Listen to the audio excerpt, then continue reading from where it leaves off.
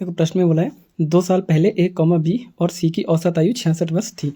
अब से 2 साल बाद ए और सी की औसत आयु 89 वर्ष होगी। अब से 4 साल बाद बी की आयु वर्षों में क्या होगी। तो देखिए इस टाइप के सवाल हम क्या करते हैं, सबसे पहले हम क्या करते हैं वर्तमान प्रेजेंट एज लिख लेंगे, मतलब वर्तमान एज लिख लेंगे, ठीक है। तो प्रेजेंट एज लिख लेंगे, फिर क्या करेंगे माइनस इनकी वर्तमान एज जितनी बड़ी होगी वर्तमान एज से वो वाली हम माइनस कर देंगे ए और सी की।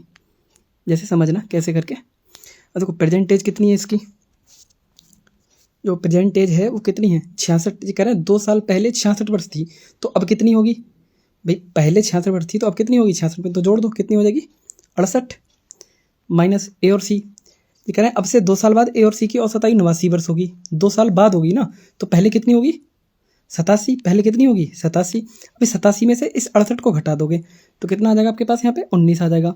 कितने लोग थे 2 लोग, 2 से गुणा कर दो। फिर क्या करना है, फिर इन्होंने पूछा है कि अब से 4 साल बाद, 4 साल बाद कह रहा है तो वो +4 कर देंगे। क्या कर देंगे +4, बस घटा लेंगे। 19 दूनी 38, 38 घटा दो, इसमें से कितना आ जाएगा, तो 8 में से 8 गया 0 और 6 में से 3 गया 3, 30 और +4 कर दो तो कितना आ जाएगा आपका आंसर 34 आ जाएगा। ठीक है, ऐसा एक प्रश्न हो रहा है वो करते हैं। ये वाला प्रश्न बोला है, इसमें क्या बोला है देखो, पहले कितनी 3 साल पहले कितनी थी 25, तो प्रेजेंट में कितनी हो जाएगी, प्रेजेंट में 3 जुड़ जाएगी ना 28 हो जाएगी।